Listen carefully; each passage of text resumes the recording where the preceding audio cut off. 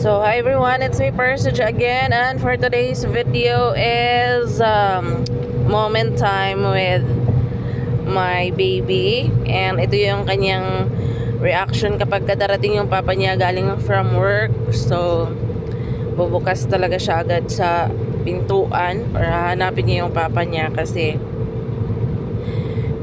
6 to 8 hours silang magkalayo nito. So excited ang baby kapag dumating yung kanyang papa. So moment pag may time. So itong aking anak naman guys is hindi to na sanay sa pasalubong, no. Gusto niya yung hug to papa and mama niya.